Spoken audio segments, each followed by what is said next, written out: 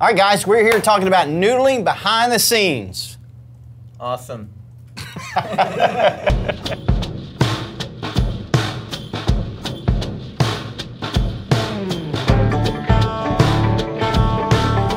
gotta pick up Peter and Kevin tomorrow, so we're getting there early today.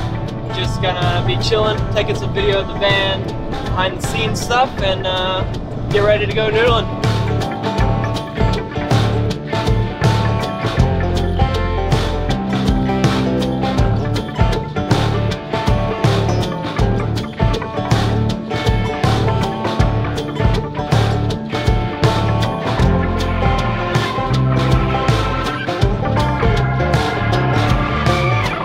Welcome to mi casa. We are unpacking gear. We're going to be setting stuff up and emptying cards, charging batteries for in the morning. We're here with Scott. He's our main camera guy, person. And we've got Graham. He is Scott's brother, and he is in production and C-cam operator. And we got Kevin Beasley. He is our main producer. Welcome, guys. Yeah, awesome. So you ready to talk about noodling? Let's talk noodling. I want to know, did you know what noodling was before we decided to do this trip? I had heard of it, but I don't think I fully realized what it was, but I had heard of people doing it. I knew you were catching catfish, but I didn't know the process. I had no idea you had to stick your hand deep, like all the way to your shoulder. You thought it was just... Yeah, like you just, I don't even know what I thought, but right. Not that. Right? Yeah, no. Yeah, that was intense. I mean, let's talk about the people, okay? We got the name of the, we joined a tournament.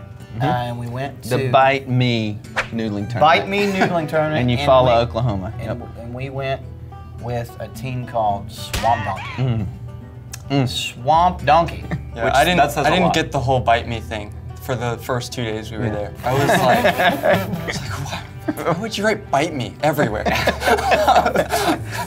Yeah, awesome. Bite Me, it was a reference to, I think, the catfish. Yes, yes it was. Just to help you out there.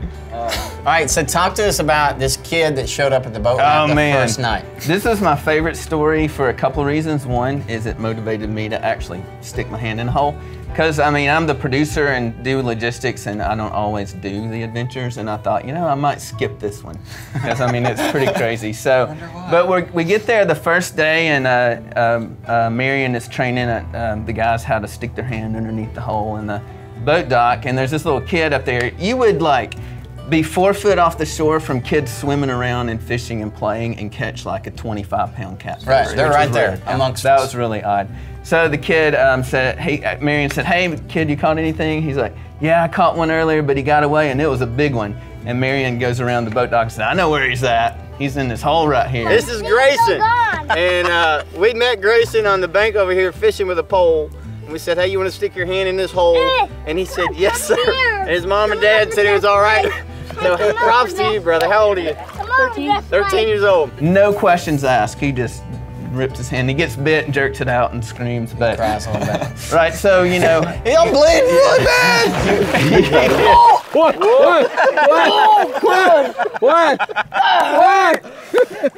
Well, you just felt the thunder. This is the last one we got. It just feels like sandpaper. You know? I'm swimming. That was that fish you had a hold of on your pole a while ago. Oh, you want him? No. You don't want him? I got my hand. It's bleeding bad. Yeah, you got blood. Who's next? You watch this 10-year-old kid do that and you think, I've got to do this. Yeah, okay. Let a 10-year-old kid hesitate. He just went straight in. So like, you know, when we're actually out there and you know that there's a fish underneath, like you can feel it, they call it thumping the rock with his tail or something. And so there's all these big burly Oklahoma guys, the Swamp Donkeys and Marion and our crew, and you just, it's peer pressure. You don't ask questions. We had all caught some fish, and you're the producer. You're kind of sitting on a boat, running logistics, and Marion's like, this one's Kevin! Turn around, Kevin. We want to see all your fingers where you still got them. And man, you went down, and you stuck your hand in there and got it. The first time, I kind of go to here, and I got to do this, you know? Yeah. And then I come up for air, and they said, you got to go all the way in. Can't find him. Well, you got to stay down there a little longer. If I can, man. Go to his leg, to his foot. All right, ready? Yep, follow it all the way down. You went right into the hole. Yeah, I was in there. Down there a little longer. So literally, you can't see it now, but I had this big bruise. You got a little bit. Yeah. There was this big black bruise, like that's where my arm was in the hole, and I run my hand down the side of the catfish and then just. All right. Oh yeah. He's trying to get out. Block him up. Block him up. He's got him. They got him. You got him. All right, Kevin's got a fish. Let me catch my breath. I got him. Don't get him catching over there. He's still. You got him? Yeah. Yeah, hit him on the head. Hit him on the head. Don't let go of him. Oh, that ain't no 20. I don't know that if that little 10-year-old boy went and just went out there and gone after it, if I would have done it. So. Right. Yeah. Well, I'm glad that he Before did, because I would have. If you hadn't done it, there would have been nothing but shame and guilt for the rest of your life. But you come up and you have a big fish and you hold it up over your head and it just feels like life. It was unlike any adventure I've ever done. I think it was one of my favorite that I've ever done. Yeah, it's yeah, cool. absolutely. It was just so out there, and nobody's ever. How many people have done it? Right. Mm-hmm. I mean, you guys can do it now because we've shown you how. But it is, and we hooked you up with where to go. And, I would say it's the most Ultimate guide. accessible. You Yeah. need nothing except Right. the guts to walk out there and stick your hand in a hole. Yeah.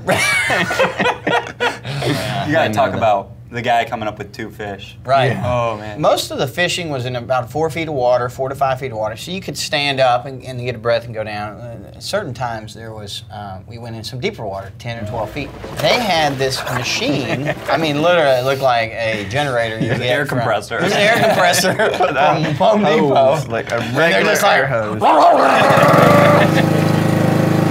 And he puts on this mask and he's like, quick! He's like, and he just jumps down in the water. He puts a weighted belt on, and he's gone. And we're like, lots of these bubbles are coming up, lots of bubbles. And I'm thinking, I mean, nobody's panicking, but I'm like, is he dying? I'm like, well, I mean, there's a lot of bubbles coming up.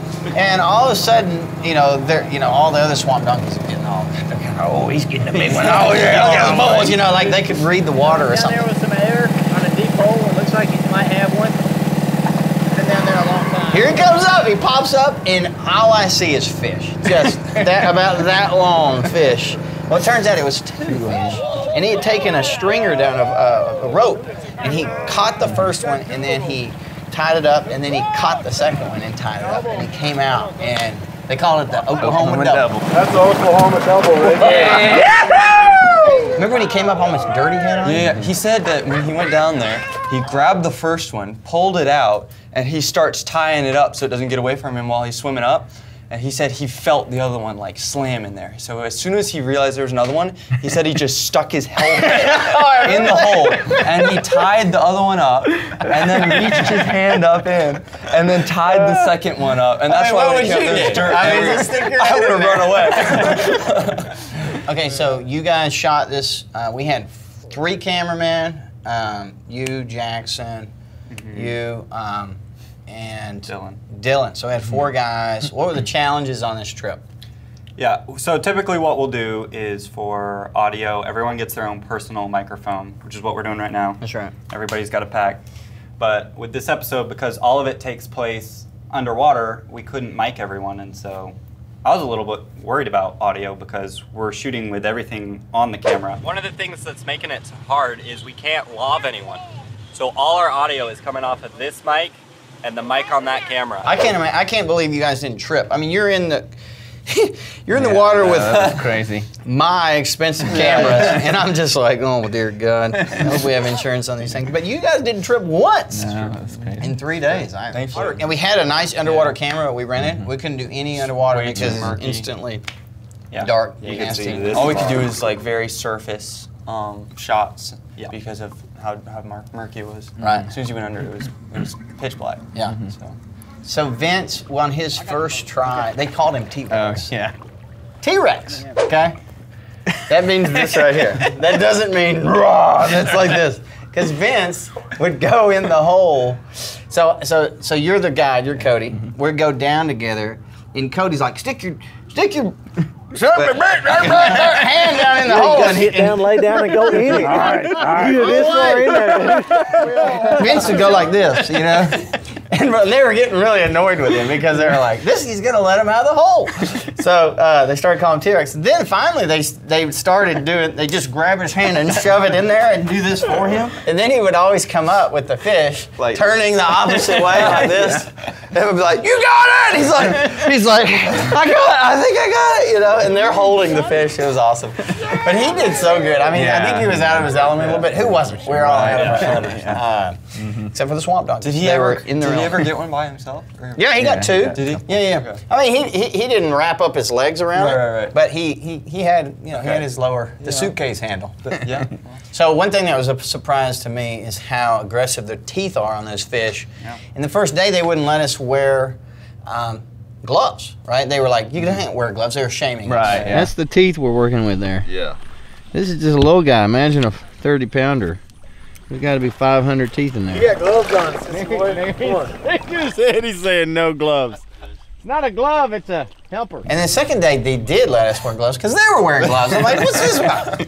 So Spencer, being 26 years old and trying to be cool and tough, says, I'm not wearing gloves the whole trip. And I think it showed. It's been all night, licking our wounds. Would you guys do it again? Like, I'm going back next year with Marion. Okay. Marion's invited us back. Yeah. We're probably going to have a round 2 for the Adventure Channel. Marion's lake was up, so we had to work with Swamp Donkeys on their home turf to kind of get this thing done. Do you think you'd ever find yourself just out on a lake here in Tennessee and just be like, I'm going to try it? Absolutely. So we just went camping, and I was trying to teach my little siblings how to do it. So we were looking for holes. We didn't find any big holes, and we didn't find any fish, but we were sticking our hands up in holes and stuff. Were you really? That's awesome. Yeah. I will say I was down by the lake a couple weeks ago, and you just find yourself looking like, ooh, that looks good. That looks like a hole. You kind of start thinking in that, oh, that looks good. You know, that hole right there. I don't know. You start thinking and talking that way when you look at these holes. So I definitely, it's a new respect for adventure in the sense of, you know, I mentioned it in the show. You know, there's. You think high adventure, you got to go somewhere far and wide, but there's crazy, cool adventure, just even locally. I mean, in the rivers and lakes around Tennessee and around in the South, for sure. So. And people who really know their stuff with whatever the adventure is. Yeah, they're good guys. We met their families. They came out to the tournament. We didn't win the tournament. Yep. Unfortunately. I think those guys cheated. I mean, those were big fish. Those were big fish. That they won. I think so. Yeah, I can't tell that story. All right, so that concludes the BTS behind the scenes for Noodling, episode 2 for the Groove Life Adventure Channel. If you guys are interested in becoming the next adventure on the next episode, please subscribe to our channel, click the link in the bio, and apply on our website, and you could be it. Keep grooving, guys.